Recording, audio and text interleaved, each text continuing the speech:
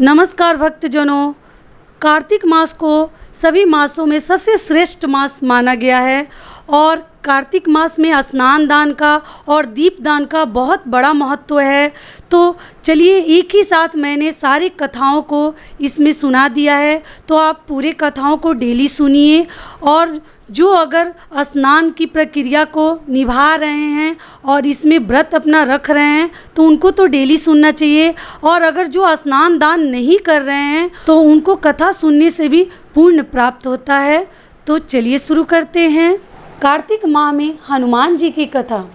किसी गांव में एक बुढ़िया रहती थी और उसका एक बेटा और बहू भी उसके साथ रहते थे। बुढ़िया ने अपने बेटे से कहा कि वह कार्तिक नहाना चाहती है और वह कार्तिक स्नान के लिए वह जाएगी और 1 महीना वहीं रहेगी।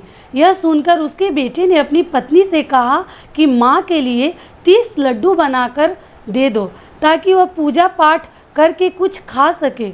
बहू ने गुस्से में आकर 30 लड्डू बनाकर दे दिए। बुढ़िया नदी किनारे कार्तिक स्नान को गई और वह वहीं एक किनारे पर झोपड़ी बनाकर रहने लगी। बुढ़िया रोज सवेरे उठकर स्नान करती और जैसे ही 1 लड्डू निकाल कर खाने लगती तो हनुमान जी बंदर के रूप में आते तो बुढ़िया वह लड्डू खुशी से बंदर को दे देती। इस तरह से कार्तिक का पूरा महीना बीत गया और सभी 30 लड्डू हनुमान जी बंदर के रूप में आकर बुढ़िया के सारे लड्डू खा गए। कार्तिक का महीना समाप्त हो गया और बुढ़िया वापस जाने को तैयार हुई तो हनुमान जी प्रकट हो गए। उन्होंने बुढ़िया की उस कुटिया की जगह एक आलीशान महल बनवा दिया। बुढ़िया का पूरा महल धन दौलत से भर गया, उसकी काया निरोगी हो गई, अन्न के भंडार से महल भर गया। इतना सब होने पर वह धूमधाम से अपनी बेटी के पास गई। बुढ़िया को इतना धनी देखकर उसकी बहू ने मन ही मन कहा कि अगले कार्तिक में मैं अपनी माँ को भी कार्तिक स्नान के लिए भेजूंगी। और अगले कार्तिक आने पर उसने अपनी माँ को कार्तिक स्नान के लिए कहा। पूरे 30 लड्डू घी कर बनाकर स्वादिष्ट मेवे के साथ उसने अपने माँ को बना कर दिए। खुशी खुशी विदा किए। माँ कार्तिक स्नान के लिए गई और बहू की माँ रोज सुबह नहाकर लड्डू खाने लगती तो हनुमान जी बंदर के रूप में आते उसके सामने आकर बैठ जाते थे तो वह लड्डू उनको देने की बजाय उन्हें पत्थर मारकर उन्हें भगा देती थी और कहती थी कि इससे मेरा पेट नहीं भरा तो तुम्हें कैसे दूं। उसका रोज का यही क्रम चलता रहा 30 दिनों तक। कार्तिक मास का महीना समाप्त हुआ और हनुमान जी फिर से प्रकट हुए। उन्होंने बहू की माँ को कुटिया के जगह कूड़े कचरे में बदल दिए और माँ को डुक्कर बना दिया, मतलब कुबड़ी सा बना दिया। कार्तिक महीना समाप्त होने पर बहू ने भी अपने पति से कहा कि कार्तिक का महीना खत्म हो गया है, आप मेरी माँ को गाजे बाजे के साथ लेकर घर आइए। लड़का अपनी सास को गाजे बाजे के साथ लेने गया तो वहाँ देखा कि कुटिया की जगह कूड़े का ढेर लगा हुआ था और उसकी सास डूबकर बन पड़ी हुई थी, बैठी हुई थी कुबड़ी सी। लड़के को देखकर हनुमान जी प्रकट हुए और बोले कि बेटा, तुम्हारी माँ ने सच्चे मन से कार्तिक का स्नान किया है और पूजा पाठ किया है, इसलिए तुम्हारी माँ पर कार्तिक देवता का आशीर्वाद बरसा था। लेकिन तुम्हारी सास ने पापी मन से यह कार्य किया था और कार्तिक महीने में बेटी के घर का अन्न खाया था, इसलिए कार्तिक देवता इससे नाराज हुए, जिससे यह डुक्कर बन गई है, कुबड़ी बन गई है। कहानी के बाद हाथ जोड़कर कहना चाहिए कि हे कार्तिक देवता, जैसे आप लड़के की माँ पर बरसे वैसे ही आप समस्त प्राणियों पर वर्षा करिए और सभी भक्त जनों की मनोकामना को पूर्ण करिए, सिद्ध करिए। यही हमारी आपसे प्रार्थना है। कार्तिक मास में गंगा जी की कथा। किसी गांव में एक बुढ़िया रहती थी, उसकी एक पुत्र वधू भी रहती थी। कार्तिक का महीना आता तो बुढ़िया 12 कोस नहाने जाती थी, लेकिन उसकी बहू वही पतीले में पानी डालकर कहती कि मन चंगा तो कटौती में गंगा, और गंगा जी उसके लिए वहीं आ जाती थी। वह उस गंगा में अपना कार्तिक नहान कर लेती थी। एक बार कार्तिक नहाते हुए सास की नथ बह गई और बहकर वह बहू के नहाने वाले पतीले में आ गई। तो उसने वह उठाकर रख ली। सास घर वापस आई तो उदास थी कि मेरी नथ बह गई। बहू ने सास को उदास देखकर पूछा कि आप उदास क्यों हैं सासू जी? सासू ने कहा कि मेरी नथ गंगा जी में बह गई है। बहू ने कहा कि अच्छा, वह नथ मेरे पास है। सास ने पूछा कि वह नथ कैसे तुम्हारे पास है? बहू ने कहा कि सासू जी, आप तो 12 कोस कार्तिक नहाने जाती हो, मैं तो यहीं कटड़े में पानी डालकर कहती हूँ कि मन चंगा तो कटौती में गंगा, और गंगा जी बहकर मेरे पास आ जाती हैं, जिससे मैं स्नान कर लेती हूँ। आज गंगा जी बहकर आई तो उसी में आपकी नथ भी आ गई, जिससे मैंने उठा कर रख दिया। इस कहानी के बाद कहना चाहिए कि जैसे बहू की आई सभी के लिए आए, लेकिन जैसे सास की आई वैसे किसी के लिए ना आए। हे कार्तिक देवता, आप सभी अपने भक्तजनों की मनोकामना इसी तरीके से पूर्ण करते रहिए। लक्ष्मी जी की कथा। एक बूढ़ा ब्राह्मण था। वह हर रोज़ पीपल को जल से सींचता था। पीपल में से रोज़ एक लड़की निकलती और कहती, पिताजी मैं आपके साथ जाऊंगी। यह सुनते सुनते बूढ़ा दिन ब दिन कमज़ोर होने लगा।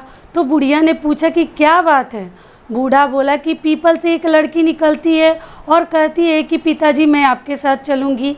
बुढ़िया बोली, कल ले आना उस लड़की को, जहाँ 6 लड़कियाँ पहले से ही हमारे घर में है, वहाँ 7वीं लड़की ही सही। अगले दिन बूढ़ा उस लड़की को घर ले आया। घर लाने के बाद बूढ़ा आटा मांगने गया तो उसे पहले दिनों की अपेक्षा अधिक ज़्यादा आटा मिला था। जब बुढ़िया वह आटा छानने लगी तो लड़की ने कहा कि लाओ माँ, मैं छान देती हूँ। जब वह आटा छानने बैठी तो परात भर गई। उसके बाद माँ खाना बनाने जाने लगी तो लड़की बोली कि आज रसोई में मैं जाऊँगी, मैं खाना बनाऊँगी। तो बुढ़िया बोली कि ना, तेरे हाथ जल जाएंगे। लेकिन लड़की नहीं मानी और वह रसोई में खाना बनाने गई तो उसने तरह तरह के 3600 व्यंजन बना डाले और आज सभी ने भरपेट खाना खाया। इससे पहले वह आधा पेट खाकर भूखे ही सो जाते थे। रात हुई तो बुढ़िया का भाई आया और कहने लगा कि दीदी मैं तो खाना खाऊंगा। बुढ़िया परेशान हो गई कि अब खाना कहाँ से लाऊंगी। लड़की ने पूछा कि माँ क्या बात है? उसने कहा कि तेरा मामा आया है और रोटी खाएगा, लेकिन रोटी तो सबने खा डाली और अब मैं इसके लिए कहाँ से लाऊंगी। लड़की बोली कि मैं बना दूंगी और वह रसोई में गई और मामा के लिए 3600 व्यंजन बना दिए। मामा ने भरपेट खाना खाया और कहा कि ऐसा खाना इससे पहले उसने कभी नहीं खाया है। बुढ़िया ने कहा, भाई तेरी पावनी भाजी है, उसने ही बनाया है। शाम हुई तो लड़की बोली कि माँ, चौका लगा के चौके का दिया जला देना चाहिए, कोठे में मैं सोऊंगी। बुढ़िया बोली कि ना बेटी, तू डर जाएगी। लेकिन वह बोली कि ना, मैं नहीं डरूंगी, मैं अंदर कोठे में ही सोऊंगी। कोठे में ही जाकर सो गई। आधी रात को लड़की उठी और चारों ओर आंख मारी तो धन ही धन हो गया। वह बाहर जाने लगी तो एक बूढ़ा ब्राह्मण सो रहा था। उसने देखा तो कहा कि बेटी तू कहाँ चली? लड़की बोली कि मैं तो दरिद्रता दूर करने आई थी, अगर तुम्हें दूर करवानी है तो करवा लो। उसने बूढ़े के घर में भी आँख से देखा तो चारों ओर धन ही धन हो गया। सुबह सवेरे सब सो के उठे तो लड़की को ना पाकर उसे ढूंढने लगे कि पावनी बेटी कहाँ चली गई। बूढ़ा ब्राह्मण बोला कि वह तो लक्ष्मी माता थी, जो तुम्हारे साथ मेरी भी दरिद्रता दूर कर गई। हे लक्ष्मी माता, जैसे आपने उनकी दरिद्रता दूर की और वैसे ही सबकी करना। मायके ससुराल सभी का अपने भक्तजनों का दरिद्रता दूर करो और सभी के मनोकामना पूर्ण करो। तो तुलसी माता की कहानी। कार्तिक माह में सभी औरतें तुलसी जी को जल से सींचा करती हैं और एक बुढ़िया थी जो कार्तिक माह में तुलसी जी को सींचने जाती थी। और जब वह तुलसी जी को सींचती थी तो कहती थी, हे तुलसी माता, सत्य की दाता, मैं तेरा वीरवा सींचती हूँ, मुझे दे पीले रंग के धोती दे, मीठा ग्रास दे, बैकुंठ में वास दे, अच्छी मौत दे, चंदन का काठ दे, अच्छा राज दे, खाने को दाल भात दे, और 11 एकादशी के दिन कृष्ण का कंधा दे। बुढ़िया माँ की यह बात सुनकर तुलसी माता दिन प्रतिदिन सूखने लगी। तुलसी माता को यूं सूखते देख भगवान ने पूछा कि हे तुलसी जी, आप क्यों सूखते जा रही हैं? दिन प्रतिदिन आपका रंग जो है पीला होते जा रहा है। तुलसी माता ने कहा कि बस मेरे मन की बात मत पूछो। भगवान ने कहा कि मैं नहीं पूछूंगा तो कौन पूछेगा? इस पर तुलसी माता कहती हैं कि एक बुढ़िया आती है और अपनी बात कहकर चली जाती है। मैं उसकी सभी बातें पूरी कर दूंगी, लेकिन कृष्ण का कंधा कहाँ से लाऊंगी? भगवान कृष्ण बोले, वह मरेगी तो मैं अपनी ही आप कंधा देने आऊँगा, तब बुढ़िया माई से यह बात कह देना। इसके बाद बुढ़िया मर गई। बुढ़िया के मरने पर सारा गांव इकट्ठा हो गया और उसका अंतिम संस्कार आने पर उसे उठाने लगे, लेकिन वह बहुत भारी हो गई थी। इससे उसकी अर्थी टस से मस नहीं हुई। सभी बोले कि यह तो बहुत संस्कारी थी, दान उपदान करती थी, पूजा पाठ करती थी, कोई पाप नहीं किया करती थी, फिर भी यह इतनी भारी कैसे हो गई? बूढ़े ब्राह्मण के वेश में भगवान आए और कहने लगे कि यह भीड़ कैसी है? तब गांव वाले बोले कि एक बुढ़िया मर गई है, वह इतनी पापिन थी कि उसकी अर्थी उठ नहीं रही है, बहुत भारी हो गई है। भगवान बोले कि मुझे इसके कान में कुछ कहने दो, फिर यह उठ जाएगी। भगवान बुढ़िया के पास गए और उसके कान में कहा कि माई, तू अपने मन की कर ले, पीतांबर की धोती ले, मीठा ग्रास ले, बैकुंठ में वास ले, चटक की चाल ले, चंदन का काठ ले, झालर की झंकार ले, दाल भात को जी ले और कृष्ण का कंधा ले। भगवान की बातें सुनकर बुढ़िया हल्की हो गई। भगवान अपने कंधे पर उसे ले गए। बुढ़िया को मुक्ति मिल गई और वह बैकुंठ को चली गई। हे तुलसी माता, जैसे आपने उस बुढ़िया माई की मुक्ति की, वैसे सभी की करना। जैसे भगवान ने उसे कंधा दिया, हमें भी देना। धर्मराज की कथा। किसी गांव में एक बुढ़िया रहती थी। वह बहुत नियम धर्म से व्रत रखा करती थी। एक दिन भगवान के घर से यमदूत उसे लेने आए और वह उनके साथ चल पड़ी। चलते चलते उसे रास्ते में एक गहरी नदी दिखाई दी। यमदूत बोले, माई, तुमने गौदान की हुई है या नहीं? बुढ़िया ने उनकी बात सुनकर मन में श्रद्धा से गाय का ध्यान किया तो वह उनके समक्ष आ गई और बुढ़िया उस गाय की पूंछ पकड़कर नदी को पार कर गई। वह यमदूत के साथ फिर आगे बढ़ी तो काले कुत्ते आ गए। यमदूत फिर बोले, कुत्तों को खाना दिया था? बुढ़िया ने मन में कुत्तों का ध्यान किया तो वो रास्ते से चले गए। अब बुढ़िया फिर से आगे बढ़ने लगी तो रास्ते में कौवे ने उसके सिर में चोंच मारनी शुरू कर दी। तो यमदूत बोले, ब्राह्मण की बेटी के सिर में तेल लगाया था? बुढ़िया ने ब्राह्मण की बेटी का ध्यान किया तो कौवे ने चोंच मारनी बंद कर दी। कुछ आगे बढ़ने पर बुढ़िया के पैर में कांटे चुभने लगे तो यमदूत बोले कि खड़ाऊ आदि दान की थी? बुढ़िया ने उनका भी ध्यान किया तो खड़ाऊ उसके पैरों में आ गई। बुढ़िया फिर आगे बढ़ी तो चित्रगुप्त जी महाराज ने यमराज से कहा कि आप किसे लेकर आ गए? यमराज जी बोले कि बुढ़िया ने दान पुण्य तो बहुत किए हैं, लेकिन यमराज जी का कुछ भी नहीं किया, इसलिए आगे द्वार इसके लिए बंद है। सारी बात सुनने के बाद बुढ़िया बोली कि आप मुझे सिर्फ 7 दिन के लिए वापस धरती पर भेज दो, मैं धर्मराज की जी का व्रत और उद्यापन करके वापस आ जाऊंगी। बुढ़िया माई वापस धरती पर अपने गांव आ गई और गांव वालों ने उसे भूतनी समझकर अपने दरवाजे बंद कर दिए। वह जब अपने घर गई तो उसके बहू बेटे भी दरवाजे बंद करके बैठ गए। बुढ़िया ने कहा कि मैं तो भूतनी नहीं हूँ, मैं तो धर्मराज जी की आज्ञा से वापस धरती पर 7 दिनों के लिए आई हूँ। इन 7 दिनों में मैं धर्मराज जी का व्रत और उद्यापन करूँगी, जिससे मुझे परलोक में जगह मिलेगी। बुढ़िया की बात से आश्वस्त होकर बहू बेटे उसके लिए पूजा की सारी सामग्री एकत्रित करते हैं, लेकिन जब बुढ़िया कहानी कहती है तब वह हुंकार नहीं भरते, जिससे बुढ़िया फिर अपने पड़ोसन को कहानी सुनाती है और वह हुंकार भरती है। 7 दिन की पूजा पाठ व्रत एवं उद्यापन के बाद धर्मराज जी बुढ़िया को लेने के लिए विमान भेजते हैं। स्वर्ग का विमान देखकर उसके बेटे बहू के साथ सारे गांव वाले भी स्वर्ग जाने को तैयार हो गए। बुढ़िया ने कहा कि तुम कहाँ तैयार हो रहे हो? मेरी कहानी तो केवल पड़ोसन ने सुनी थी, इसलिए वही मेरे साथ जाएगी। सारे गांव वाले बुढ़िया से धर्मराज जी की कहानी सुनने का आग्रह करते हैं। तब बुढ़िया उन्हें कहानी सुनाती है। कहानी सुनने के बाद सारे ग्रामवासी विमान में बैठकर स्वर्ग जाते हैं। तो धर्मराज जी कहते हैं कि मैंने तो विमान केवल बुढ़िया के लिए ही भेजा था। बुढ़िया माई कहती है कि हे धर्मराज, मैंने तो पुण्य किए हैं, उसमें से आधा भाग आप गांव वालों को दे दे। इस तरह से धर्मराज ने ग्रामवासियों को भी स्वर्ग में जगह दे दी। हे धर्मराज भगवान, जैसे आपने बुढ़िया के साथ सभी गांव वालों को भी स्वर्ग में जगह दे दी, उसी तरह से हमें भी देना। कहानी सुनकर हुंकार भरने वाले को भी, आप कहानी कहने वालों को भी जगह देना। धर्मराज महाराज की जय हो, यमराज महाराज की जय हो। पीपल और पथवारी की कहानी। किसी गांव में एक गुजरी रहती थी।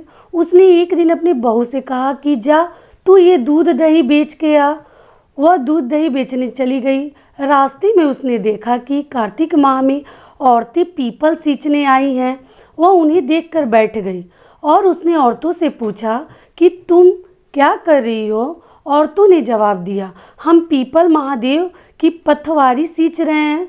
उसने फिर पूछा कि ऐसा करने से क्या लाभ होता है? उन्होंने जवाब दिया कि ऐसा करने से अन्न धन की प्राप्ति होती है। अगर किसी का पति वर्षों से बिछड़ा हुआ है तब वह मिल जाता है।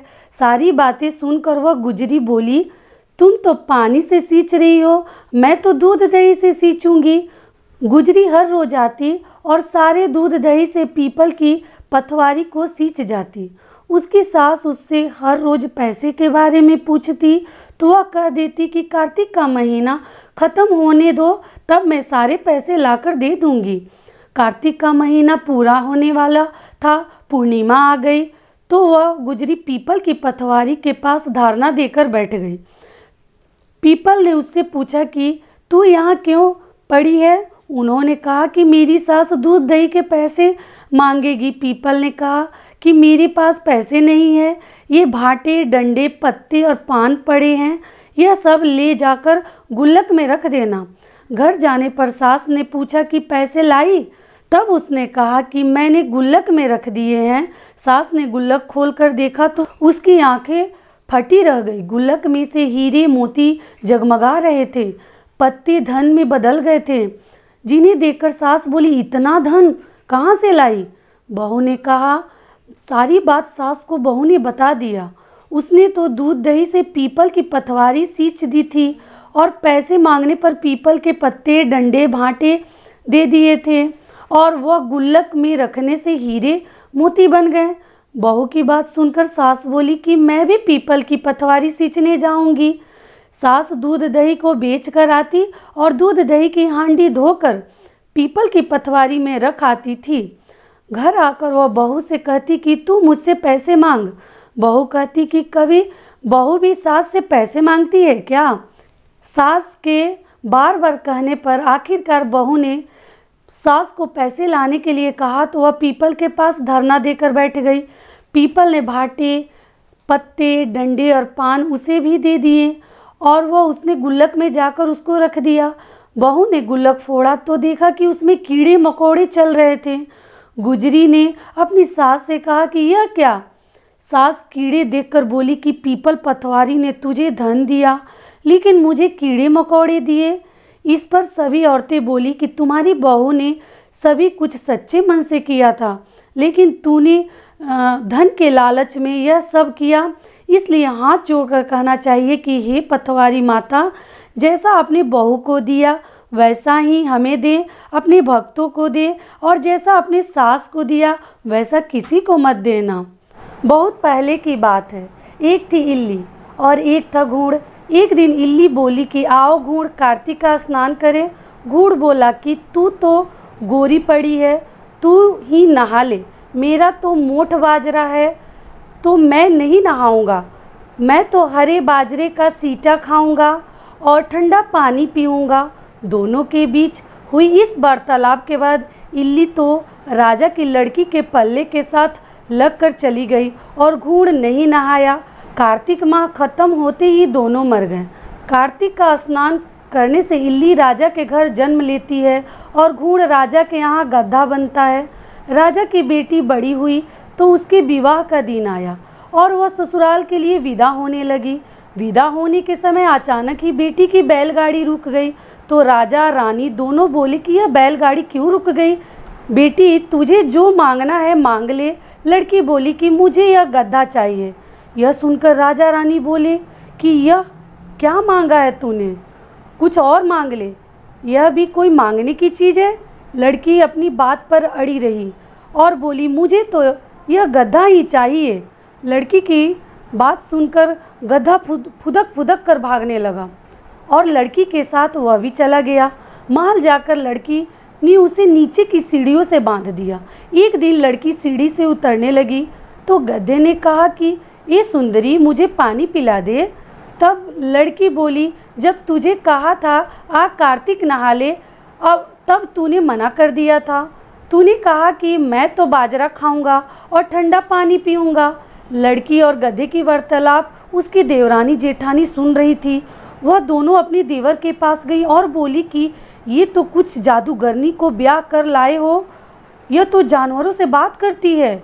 अपनी भाभीयों की बात सुनकर लड़का बोला कि मैं जब अपने कानों से सुनूंगा और आँखों से देखूंगा तब ही मानूंगा। अगले दिन वह सीढ़ी पर छिपकर बैठ गया।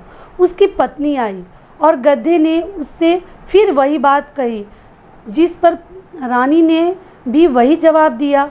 यह सब देखकर वह राजकुमार तलवार निकालकर सामने आया और बोला कि तुम जानवरों से कैसे बात कर सकती हो, बताओ कि तुम कौन हो। उसकी पत्नी ने उससे बहुत कहा कि औरतों का भेद नहीं खोलना चाहिए, लेकिन वह अड़ा रहा कि नहीं, मैं तो सब जान कर ही रहूँगा। राजकुमार की जिद के आगे उसकी पत्नी हार मान गई और उसने पिछले जन्म की सारी बातें उसे बता दी कि वह इल्ली थी और यह गधा घूड़ था। इससे मैंने कार्तिक नहाने की बात कही, लेकिन इसने मना कर दिया था, जिसके फल परिणाम स्वरूप यह इस जन्म में गधा बन गया और मैं राजा के पल्ले से लगकर नहाई तो मैं राजकुमारी के रूप में पैदा हुई, इसलिए मैं तो इससे पिछले जन्म की बात कर रही थी। सारी बात सुनकर राजकुमार बोला कि क्या कार्तिक स्नान का इतना पुण्य मिलता है। रानी ने कहा कि हाँ, बहुत पुण्य फल मिलता है। अपनी पत्नी की सारी बातें सुनकर राजकुमार ने कहा कि यदि कार्तिक स्नान का इतना बड़ा महत्व है तब हम दोनों जोड़े से कार्तिक स्नान करेंगे और दान पुण्य भी करेंगे, साथ में हम दीप दान भी करेंगे ताकि आने वाले समय में हम सुखपूर्वक रह सके। दोनों ने जब जोड़े से स्नान किया तो उनके पास काफ़ी धन हुआ। इस कहानी के बाद सभी को करना चाहिए कार्तिक स्नान। कार्तिक महाराज जैसा आपने इल्ली को फल दिया वैसे ही सभी को देना, लेकिन गुड़ जैसा फल किसी को ना देना। लपसी और तपसी की कहानी प्राचीन समय की बात है। एक गांव में एक लपसी रहता था और एक तपसी रहता था। तपसी सदा भगवान की सेवा में लीन रहता था, लेकिन लपसी सवा सिर दही की लस्सी बनाता, भगवान को भोग लगाता और पी जाता था। एक दिन की बात है कि दोनों में बहस छिड़ गई कि कौन बड़ा है। लपसी कहता मैं बड़ा तो तपसी कहता मैं बड़ा, क्योंकि मैं सारा दिन भगवान की भक्ति में रहता हूँ। नारद मुनि जी ने लपसी और तपसी को लड़ते देखा तो लड़ने का कारण पूछने लगे। तब तपसी बोला कि मैं बड़ा हूँ, लेकिन लपसी नहीं मान रहा था। लपसी बोला मैं बड़ा हूँ, ये तपसी नहीं मान रहा था। नारद जी बोले कि इसका फैसला तो मैं कल कर दूंगा। अगले दिन तपसी रोज की तरह सुबह स्नान कर घर लौट रहा था तो नारद जी ने उसके आगे 1.25 करोड़ की अंगूठी फेंक दी। तपसी ने इधर उधर देखा और वह अंगूठी उठाकर फिर तपस्या करने बैठ गया। लपसी फिर रोज की तरह आया और 1.25 सेर दही की लस्सी बनाई, उसे लोटे में घुमाया और भोग लगाकर पी गया। तभी नारद जी आए और उन्होंने कहा, लप्सी बड़ा है। तपसी ने इसका कारण पूछा तो नारद जी कहने लगे कि तेरे घोड़े के नीचे 1.25 सेर की अंगूठी पड़ी है, तूने इसे चुराया है, जिससे तेरी तपस्या भंग हो गई। तपसी हाथ जोड़कर नारद जी के सामने खड़ा हो गया और बोला कि मेरी तपस्या का फल किस प्रकार मुझे मिल सकता है। नारद जी कहने लगे कि तेरी तपस्या का फल कार्तिक नहाने वाली ही दे सकती हैं। नारद जी फिर से कहने लगे कि कार्तिक माह की कहानी सुनने के बाद जो तेरी कहानी नहीं सुनेगा या कहेगा, उसके कार्तिक स्नान का फल उसको नहीं मिलेगा। यदि कोई सारी कहानी सुने लेकिन तुम्हारी कहानी नहीं सुने तो फल तुझे मिलेगा। उसी दिन हर व्रत कथा कहानी के साथ लप्सी तपसी की भी कहानी सुनी और कही जाती है। गंगा जमुना की कहानी।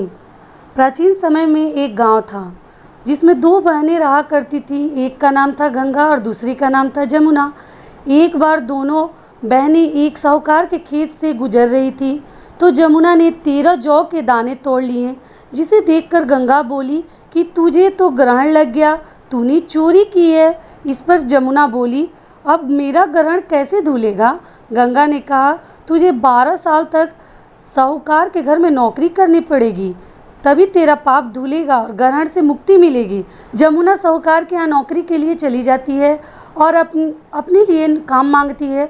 साहूकार उसे काम पर रख लेता है, लेकिन काम करने से पहले जमुना उसे कहती है कि मैं सारे काम करूंगी लेकिन 4 काम कभी नहीं करूंगी। जूठे बर्तन नहीं मांजूंगी, झाड़ू नहीं लगाऊंगी, बिस्तर नहीं बिछाऊंगी और दिया नहीं जलाऊंगी। 12 साल के बाद कुंभ का मेला लगा है तो साहूकारनी भी कुंभ नहाने जाने लगी। जमुना ने उसे देखा और कहा कि कुंभ के मेले में अगर आप जा रही हैं तो ये लीजिए सोने का 1 टका और वहाँ मेरी बहन गंगा मिलेगी, तो ये सोने का टका आप मेरी बहन गंगा को दे दीजिएगा। साहूकारनी ने कुंभ के मेले में गंगा को वह सोने का टका दे दिया। गंगा ने उनसे वह टका लेते हुए कहा कि मेरी बहन को आप कहना कि उसके 12 वर्ष पूरे हो गए हैं, अब वह वापस आ जाए। साहूकार एवं साहूकारनी वापस घर आकर जमुना से बोले। जमुना मटके में पानी भरकर ला रही थी। दोनों जमुना से बोले, हमने सोने का वह टका तेरी बहन गंगा को दे दिया था और उसने कहा कि तेरे 12 वर्ष पूरे हो गए, अब तू घर वापस आ जा। यह समाचार सुनते ही जमुना सहस्त्रधारा में बदल गई और वह बहने लगी। जमुना जी का यह रूप देखकर साहूकार और साहूकारिनी परेशान हो गए कि अरे, हमारे यहाँ जमुना माता ने काम किया 12 वर्षों तक, हमें तो अब ग्रहण लग गया, हम यह ग्रहण कैसे उतारेंगे। जमुना भागकर गंगा माता के पास चली गई। गंगा ने जमुना से पूछा कि तुम साहूकार साहूकारनी से कुछ कह कर आई हो या ऐसे ही बिना बताए चली आई हो? तब जमुना बोली कि मैं तो बहुत कुछ बताकर नहीं आई हूँ। गंगा जी ने कहा, जा धीरज दे आओ, नहीं तो उन्हें जीवन भर असंतोष रहेगा। गंगा ने कहा। जमुना माता यह सुनकर साहूकार और साहूकारनी के घर फिर गई और सपने में उन्हें दर्शन दिया और कहा कि तुम दोनों क्यों इतने उदास पड़े हुए हो, उठो खाओ पियो। तब दोनों बोले कि हम कैसे उठे, हमें तो ग्रहण लगा है क्योंकि हमने यमुना माता से 12 साल तक अपने घर में काम करवाए। इतना सुनकर तब जमुना जी बोली कि नहीं, हमने जौ की चोरी की थी, तुम्हारे खेत से हमने 13 दाने चुराए थे, तो हमने अपने ग्रहण को उतारने के लिए तुम्हारे घर हमने काम किया था, तो ग्रहण मुझे लगा था, तुम लोगों को नहीं लगा था। मेरा ग्रहण तुम्हारे घर में 12 वर्ष तक रहने से और तुम्हारे यहाँ काम करने से मेरा ग्रहण उतर गया है और मेरी मुक्ति हो गई है। जमुना जी ने कहा कि तुम्हें कोई ग्रहण नहीं लगा है, उल्टे मेरे 12 वर्ष तक रहने से तुम्हारी भी मुक्ति हो गई है। यह कहकर जमुना जी स्वप्न में से चली गई। दोनों उठकर देखते हैं कि उनके घर में पहले से भी अधिक धन और भी ज़्यादा कई गुना बढ़ जाता है। हे माता जमुना, जैसे आपने साहूकार और साहूकारनी की मुक्ति करवाई, वैसे ही आप समस्त प्राणियों की मुक्ति और भक्तजनों की मुक्ति को करवाइए और आप अपने सभी भक्तों को मुक्ति दीजिए।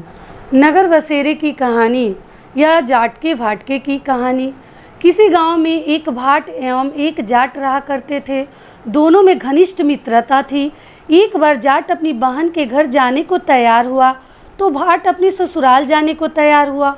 दोनों साथ चल पड़े तो रास्ते में रुककर एक कुएं के मुंडेर पर बैठ गए। जाट ने भाट से कहा कि नगर बसेरा कर लेते हैं। इस पर भाट बोला कि तू ही नगर बसेरा कर ले, मैं तो अपने ससुराल जा रहा हूँ, वहाँ खूब खातिरदारी होगी मेरी, तू कर ले नगर बसेरा। जाट वहीं कुएं के पास बैठ पानी की घंटी और चावल का दाना लेकर नगर बसेरा करने लगा। नगर बसेरा करने के साथ जाट कहने लगा कि नगर बसेरा जो करे सो मल धोवे, पाँव धोवे, ताता माड़ा तपसी देंगी मेरी माँ, माँ देगी मौसी देगी, देगी द्वारका का वास, मीठा मीठा गास वृंदावन का वास, पाँच कुल्ठी छठी रास, मेरा जबड़ो श्री कृष्ण के पास, डालू पानी हो जाए घी, झट से निकल जाए मेरा जी। यह सब कर करा के वह जाट बहन के पास चल पड़ा। जाट की बहन ने भाई के आने पर उसकी खातिरदारी की। घी बूरा के साथ भाई को जीमिया, दोनों ने बैठकर ढेर सारी बातें की। इधर भाट अपने ससुराल पहुंचा तो वहां आग लगी हुई थी। आग बुझाने वह भी लग गया, जिसमें हाथ मुंह भी काले हो गए और खुद भी थोड़ा झुलस गया। न रोटी न पानी के लिए ही कहीं ने किसी ने नहीं पूछा। एक पड़ोसन आई तो उसने भाट की सास को कहा कि जमाई आया है, जरा उसकी आओ भगत कर लो। बुढ़िया बोली, सब कुछ तो जल गया, अब कहाँ से आओ भगत करूं। तब पड़ोसन ने ही भाट को एक रोटी के साथ छाछ दी। उसने वही खाकर गुजर किया। शाम को दोनों फिर घर की ओर चल पड़े और रास्ते में मिल गए। एक दूसरे की हाल चाल पूछा। भाट बोला कि मेरी ससुराल में तो आग लगी हुई थी, आग बुझाते में मैं खुद काला हो गया हूँ, ना रोटी मिली ना पानी। जाट बोला कि मेरी तो बहुत खातिरदारी हुई। फिर बोला कि मैंने कहा था कि नगर बसेरा कर ले, अब कर ले, लेकिन भाट ने फिर मना कर दिया। कहने लगा कि तेरी मावसी है, पता नहीं रोटी दे या ना दे, तेरी तो माँ है, दही की छुंछली चूरमा का पेड़ा धरा पाएगा। भाट ने फिर नगर बसेरा नहीं किया, जाट ने कर लिया। नगर बसेरा जो करे सो मल धोवे, पाँव तात माड़ा तपसी देगी मेरी माँ, माँ देगी मौसी, देगी द्वारका का वास, मीठा मीठा गास वृंदावन का वास, पाँच कुल्ठी छठी रास, मेरा जिबड़ो श्री कृष्ण के पास, डालू पानी हो जाए घी, झट से निकल जाए मेरा जी। करके वह चल पड़ा। घर पहुंचते ही जाट की मावसी ने बहुत लाड प्यार किया। उधर भाट घर गया तो उसकी भैंस खो गई। बाप एक लाठी रखे तो दूसरी उठाए और कहने लगा कि ससुराल गया तो आग लग गई। कहने लगा ससुराल गया तो आग लगा दी, अब यहाँ आया तो भैंस खो दी। बाप ने कहा कि मेरे भैंस लेकर आ, तभी रोटी पानी मिलेगा। सारा दिन भाट भैंस ढूंढता रहा लेकिन उसे भैंस नहीं मिली। जाट और भाट की मुलाकात फिर से एक बाजार में हो गई। जाट ने भाट के हालचाल पूछे तो भाट बोला कि आते ही भैंस खो गई, बस उसी दिन से भैंस ढूंढ रहा हूँ, रोटियों का तो पूछो मत। जाट ने कहा कि मैंने तो पहले ही कहा था कि नगर बसेरा कर ले मेरे मित्र। जाट की बात सुनकर भाट बोला कि तेरे नगर बसेरा में इतनी ताकत है तो चल अब कर ही लेता हूँ। दोनों ने बैठकर नगर बसेरा किया। नगर बसेरा जो करे सो मल धोवे पाँव, तात माड़ा तपसी देगी मेरी माँ, माँ देगी मावसी, देगी द्वारिका वास, मीठा मीठा गास वृंदावन का वास, पाँच कुल्ठी छठी रास, मेरा जिबड़ो श्री कृष्ण के पास, डालू पानी हो जाए घी, झट से निकल जाए मेरा जी। दोनों ने नगर बसेरा करने के बाद भाट जैसे ही आगे बढ़ा तो उसकी खोई हुई भैंस मिल गई, जिसे लेकर वह घर पहुंचते ही माँ ने कहा कि लड़के को आते ही घर से बाहर निकाल दिया, सारे दिन से ये भूखा प्यासा भटक रहा था। यह कहकर उसकी माँ ने उसको खूब खिलाया पिलाया। इस घटना के बाद सारे नगर में ढिंढोरा पिटवाया गया कि कार्तिक में सब कोई अपने पीहर और ससुराल आते जाते रहे, नगर बसेरा करे। जैसे भाट को नगर बसेरा करने का फल मिला, वैसे ही हर किसी को नगर बसेरा करना चाहिए। और कार्तिक माह में दीपदान और स्नान का बहुत बड़ा महत्व है, तो हम सभी को करना चाहिए, वैसा ही हर किसी को मिले। कार्तिक माह की कहानी खिचड़ी। किसी गांव में एक बुढ़िया रहती थी और वह कार्तिक का व्रत रखा करती थी।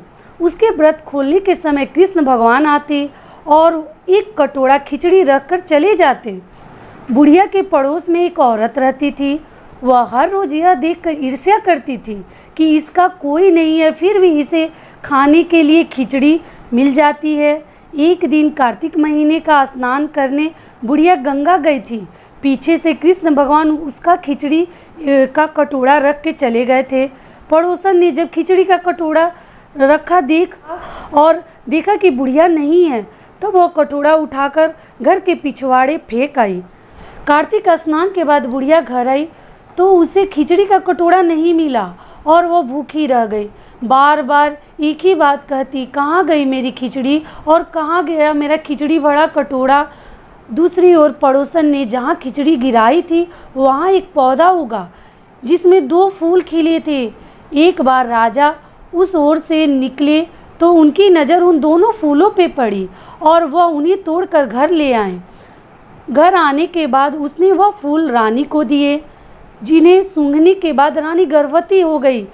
कुछ समय बाद रानी ने 2 पुत्रों को जन्म दिया। वह दोनों पुत्र जब बड़े हो गए तब वह किसी से भी बोलते नहीं थे, लेकिन जब वह दोनों शिकार पर जाते तब रास्ते में उन्हें वही बुढ़िया मिलती जो अभी भी यही कहती कि कहाँ गई मेरी खिचड़ी और कहाँ गया मेरा कटोरा। बुढ़िया की बात सुनकर वह दोनों कहते कि हम हैं तेरी खिचड़ी, हम हैं तेरा खिचड़ी भरा कटोरा। बुढ़िया की बात सुनकर वह दोनों कहते कि हम हैं तेरी खिचड़ी और हम हैं तेरा बेला। हर बार जब भी वह शिकार पर जाते तो यही बात बुढ़िया कहती रहती। हर बार जब वह शिकार पर जाते तो यही बात कहती थी बुढ़िया और वह दोनों वही उत्तर देते। एक बार राजा के कानों में यह बात पड़ गई। उसे आश्चर्य हुआ कि दोनों लड़के किसी से नहीं बोलते, तब यह बुढ़िया से कैसे बात करते हैं।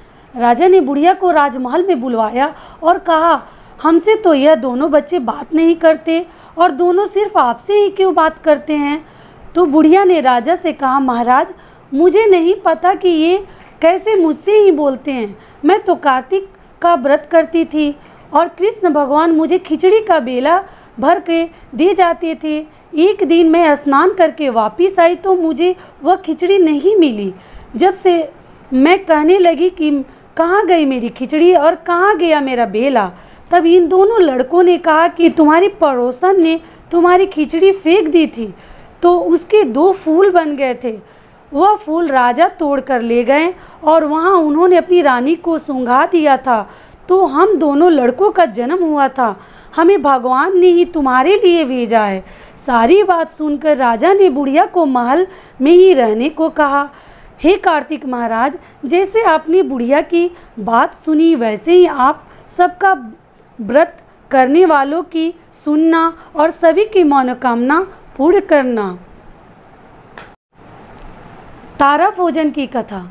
किसी नगर में एक साहूकार रहता था और उसकी एक बहू तारा भोजन करती थी।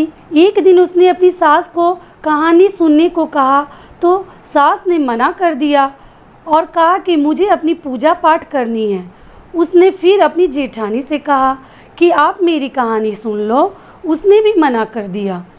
मना करते हुए कहा कि मुझे तो अभी खाना बनाना है। उसने फिर अपनी देवरानी से कहानी सुनने को कहा तो उसने भी बहाना बना दिया कि बच्चों को देखना है। उसने फिर अपनी ननद को कहानी सुनने के लिए कहा तो उसने भी मना कर दिया कि मेरे ससुराल में मेरा बुलावा आ गया है और मुझे जाने की तैयारी करनी है।